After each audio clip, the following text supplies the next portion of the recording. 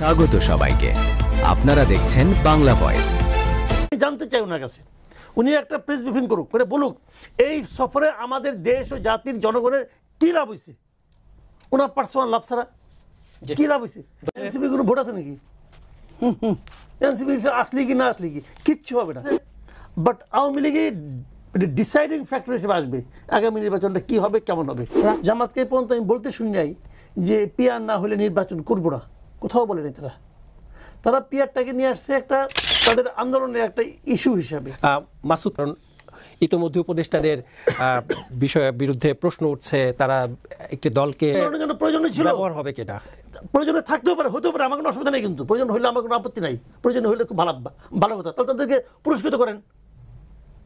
যদি থানা লুট হওয়ার প্রয়োজনীয় কাজ হয় আন্দোলনের জন্য, বিপ্লবের জন্য, তাহলে তাদেরকে পুরস্কার দেন। আপনি পুরস্কারও দেবেন না, তিরস্কারও করবেন না, আর বলবেন আহারে আমার পুলিশের কেন মনোবল ফিরে আসে না। মনোবলকে আসমানি পায়ে ফিরে আসবো, ওই নাজি নেবো? আপনি কিছু করবেন না রে ভাই। তো এখন হলো কি, আমি তো মনে করি এই সরকার ইন্টেনশনালি মনোবল ফিরে আনতে চায় না। তাদের মূল লক্ষ্যটাই হলো নির্বাচন একটা আওলা বাজুক।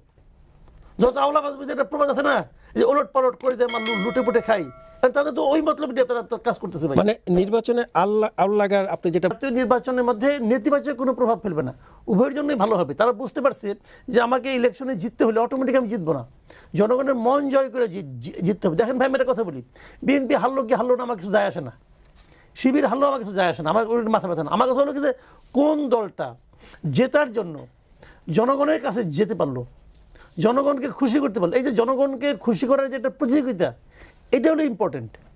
এবং সেই প্রতিযোগিতায় এখন উভয় দলই মাঠে নামবে। এবং বিএনপি আগে নামে নাই, এখন দেরিতে হলেও নামতেছে। তারপরে মনে করি খুব একটা দেরি হয়ে যায় নাই, আগামী নির্বাচনে এটা ইতিবাচক প্রভাব ফেলবে মনে করি।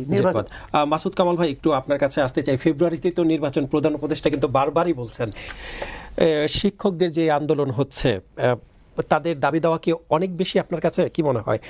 এবং এই কারণে কি যে আমাদের শিক্ষা ব্যবস্থা একেবারে ধ্বংসের মুখে চলে যাচ্ছে? কারণ আজকে এইচএসসির রেজাল্ট দিয়েছে, সেখানে একটু জানতে চাই যে আসলে কেন গেলেন, মানে তিনি না গেলেও তো অন্য কাউকেও তো প্রতিনিধি পাঠাতে পারেন। শুনেন, ওনার প্রতি মাসে একবার দুবার বিদেশে না গেলে পেটে ভাত হজম হয় না, বুঝছেন? এটা আগে হইতো না, উনি অনেকদিন ধরে বিদেশ যাওয়া ওনার নিয়মিত অভ্যাস। হঠাৎ করে মনে হয়েছে আর এই মাসে তো কোথাও যাওয়া হলো না, ঠিক আছে যাই ঘুরে আসি। এগুলি ছাড়া আর কিছু আমি দেখি না।